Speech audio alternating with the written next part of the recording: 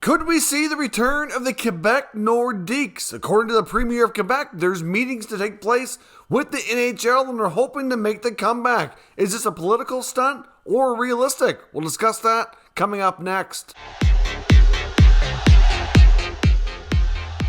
So welcome back to another video here at Top Shelf Hockey. As I mentioned, we have some pretty important news here from the NHL. As discussed this evening on the Hockey Night in Canada 32 Thoughts segment during the second intermission with Elliotte Friedman and Jeff Merrick. This also was news that came out a little bit yesterday. I was just waiting to get a little bit more context on it before we discussed it here in a video. But there's word that the Quebec province is trying to get the Quebec Nordiques back to Quebec City to regain their home in the NHL. Now, this is not going to be an easy task, and I really don't see it being anything that happens very quickly. Could it happen at some point? I hope so. To me, I think it would be great for the country of Canada, great for the province of Quebec. It would renew a rivalry between the Nordiques and the Montreal Canadiens in the province of Quebec. It's unfortunate they lost their team. However, the right set of circumstances is going to have to develop for that to really have any kind of serious potential. Now, here's the thing. We have the Premier of Quebec now who has made comments and talked to RDS indicating that in a few months ahead that they have meetings lined up to speak with Commissioner Gary Bettman about the eventual return of the Quebec Nordiques hockey franchise. Now, where exactly that's going to go, we really don't know. I mean, if obviously they just completed their 32nd NHL team with expansion to the Seattle Kraken, there's really no indication at this point that the NHL intends on expanding again, which may or may not ever happen. If it does, it's unlikely to be real soon. Could the NHL possibly consider expanding to 34 teams?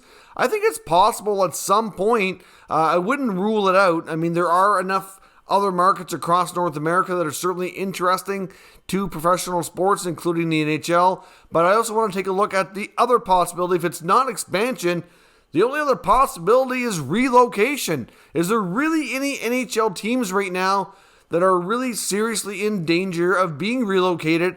And would the Quebec City location and building that's in place be the most realistic and idealistic spot for them to land should they have to move from their current NHL home? So if you take a look around the NHL, there really isn't a whole lot of teams that you would say are unstable or that are, in kind of in desperate need. But there are a few that kind of somewhat fit the bill, but not, I don't think, really to the point that it's really, imminent or serious or anything of that nature. Clearly, amongst the 32 NHL franchises, your newest teams like Seattle and Vegas are certainly very, very secure.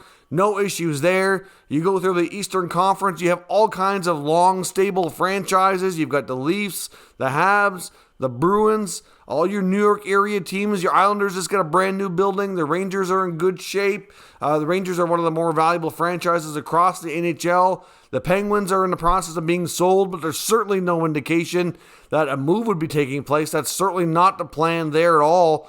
So I don't see that happening. You get the Washington Capitals, New Jersey Devils. You go back into the Atlantic Division. Tampa is certainly the two-time Stanley Cup champion, are excellent shape. Columbus, Detroit's a long-standing Original Six franchise. There just really isn't a whole lot that jumps out. The only team that's really been mentioned in recent years at all would be, and it's not really anything too super serious, is the Florida Panthers. And the main reason people bring up the Panthers when it comes to possible relocation in the NHL is because of their attendance issues. And no matter what's happened with that team in recent years, and actually go back quite a long stretch, their attendance has really, really struggled, even when the on-ice product has been better. However, you have to look back and admit that they really went a significantly long stretch with having a subpar on-ice NHL product. Right now, the Florida Panthers are a really good hockey team, and really we could see them really rejuvenate things this year. Now, this year, looking at the attendance figures, it's also not really the most realistic and the most real, good snapshot of where things are at. We're just coming out of almost like a post-COVID world. We're not really there completely yet because COVID is still a thing that everybody's dealing with. We're still seeing cases. Everything is slowly starting to go back to what we used to call normal, but we're not there yet, at least in many markets across North America. And it's fair to say that attendance across the NHL, for the most part, is certainly not bounced back completely. There's a lot of markets that are down a bit, and I think a lot of it is a combination of people just not ready to make that jump to the large venues, big crowds type of thing. Obviously, there's a smaller percentage not happy about the fact, or unwilling, I guess, with the which is not applied to every market, about the proof of vaccination and different requirements to get into buildings. So, as things kind of slowly continue to hopefully normalize, those numbers should come up. I mean, COVID's also hit a lot of businesses and a lot of families hard on the financial side of things too, as well. I mean, a lot of people had jobs impacted, and a lot. There's really just a lot. So, like, looking at the current numbers across the league, not the most indicative of where things are really at amongst each NHL fan base. But looking through the Eastern Conference, you got Florida, and now the other team that I can only think of that I don't think are any kind of serious trouble either, but when you look at possibilities, you have to say maybe the Ottawa Senators. And the only reason I would lump Ottawa into that is that for the last at least 4 to 5 years now, I can't remember the exact timeline, but Eugene Melnyk, the owner of the Sens, has been looking to get a new building in the downtown area of the city of Ottawa to move the team from Canada to improve their attendance issues. Now, to me, I've been to that building. I really like their rink there. I don't see it being as a huge issue, but I'm also not a local person to Ottawa. When I go to games there, I'm visiting. It's a little bit different. I can obviously, pick a hotel that's close to the arena in Canada. It's not a big deal for me. But when it comes to the locals, you get people traveling to work like downtown. It really does seem like, from a business model perspective, that seems to be the place to be down there, and they've struggled mightily to get an agreement in place. I mean, you've seen the big development in LeBreton Flats, and there's still no arena deal there. Obviously, Melnyk has had a lot of business relationships go sour, and obviously not getting things done. It doesn't seem to be on the greatest terms with the city. Could at some point, maybe he decided to finally sell. Now, the only problem with selling a team here is the NHL has made it perfectly clear, especially with these talks that are more serious right now with the Penguins, and it has come up with the Senators before in the last number of years when the Sens did get an offer from a group to buy the team. The NHL wants to protect their valuations, and they would not let the team be sold for what's reporting to be anywhere from about $700 to $750 million. If you look at what the Seattle Kraken paid as their expansion fee, which was over $600 million, they only want to keep pushing that envelope upwards to make sure that all the values across the league are in place. Now, so that's certainly, something that's a possibility. Can we say that there's anything imminent at all that the Senators would leave Ottawa? No, it's way too soon to say that.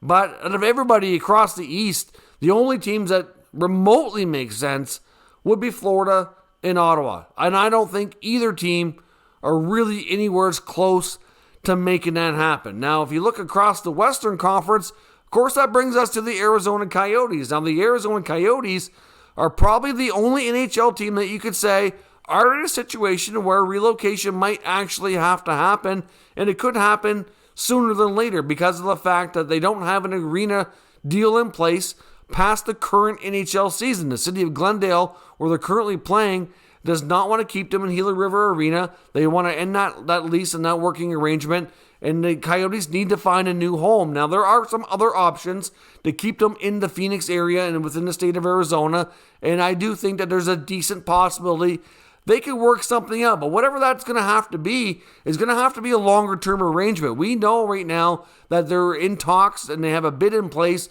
to build a new arena in the city of Tempe. Of course, Tempe's a good possible landing spot for them if they can make it work. But the problem is that that's such a long process between going through the bidding process and then if they are successful to go through the building process and following through in all these plans. I believe the plan was for that to be privately funded. So, they say they can do it. Will they be able to? It's one thing to put in a bid, but then you got to execute and then you got to build, and that takes time. So you're looking at, realistically, probably 3 years. It's going to take time. It's going to probably be a year before they get shovels in the ground. And then you're looking at 18 to 24 months likely for a completed building. So this is not a short-term solution. So could the Arizona Coyotes even play somewhere on a temporary basis? I wouldn't completely rule it out. The only problem here is that the NHL is going to fight everywhere as they can to keep that team in the state of Arizona and anywhere as close to the city of Phoenix. It's one of the NHL's largest markets. It's like the 4th or 5th largest U.S. city right now. Like, they're growing. It's a big market, and I understand why they want to do everything in their power to make that be successful. They've been pumping money into that team and doing everything they can to not let it leave for a long time. And, I do get it. At some point, though, if you can't get their stuff together and find a long-term home, I don't know how much longer you can keep trying. But even if they do that, they would probably prefer to keep the team in the West. So a place like Houston probably makes the most sense. Now, the NHL finally get to a point just with this season, with the introduction of the Seattle Kraken, that we finally have 2 conferences with an even number of teams, 16 apiece, and everything is, synchronized well and evened up. So they're not going to want to stray from that already. Now, they will do what they got to do when it comes to finding a home for a new team, but still, after all that, is it realistic that the Nordiques could get a team anytime soon?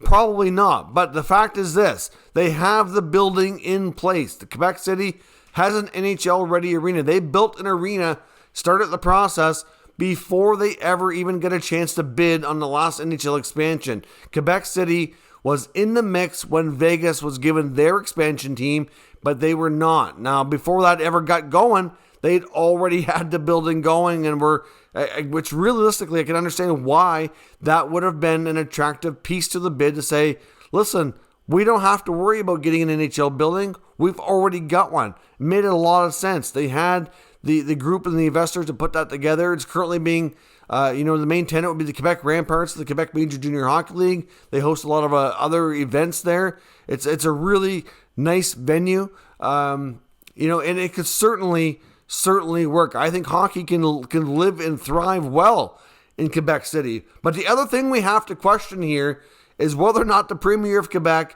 who's 1 year away from an election, might be pulling a political stunt here to get votes. Would politicians ever do that? Of course they would. They do and say what they got to do to get elected. That's part of how they become long-term politicians and create a nice pension for themselves and a nice career. So we can't rule out the chance that, maybe there's not as much to this as people might think. Now, the other thing, though, that does make this sound like it's a lot more viable than it's ever been before is that they have a consortium of investors, according to these reports from the Premier of Quebec, that it's not one group of people, like one set of investors who want to attempt to buy or either buy an expansion team or buy another team and move it to Quebec City. They have a consortium of investors, and even the government themselves, according to the Premier, is considering making a large investment in it as well. So that would certainly provide a lot more financial stability. And I guess as big as hockey is in Canada and as big as hockey is in Quebec, you have to think that this might be a terrific way for this government to really win over a lot of fans when it comes to votes. Hockey fans, they're huge. And if they're going to vote for this government to give them a shot at bringing back the Quebec Nordiques, especially if their opposition parties are against it, I'd have to think that from a political standpoint, just from a campaign standpoint, it's probably a very smart campaign move. At the same time, I do really believe that they would like to make it happen, and I don't see this being a political campaign promise that they don't really follow up on. If it doesn't work out, it's not because they didn't try, it's because it just couldn't work out because the NHL either wouldn't go there or just doesn't have the opportunity at the current time to make it work. But if the NHL ever expands again, and I certainly can see it being a possibility, although I think it's going to be a while, I can understand that with that a different group and consortium of investors, with the building they have there, how Quebec City at that point might become a much more attractive location for them than it was when they went through the process with the Vegas Golden Knights being awarded the only team when they went to 31. Many thought they were going to award 2 expansion franchises and go from 30 to 32. Well, only went to 31. Then, of course, they did it again with the next franchise going to Seattle. But look at the owners there. They have some pretty deep pockets and some big money, so it's understandable with an existing arena in place. And obviously, there's a history there. It made a lot of sense that Seattle was a great option for them, and it also allowed them to even out the conferences. So there was a lot of reasons why Seattle kind of got the nod and the edge on a place like Quebec City. But if a team ends up having to be relocated, I can see Quebec City being very attractive.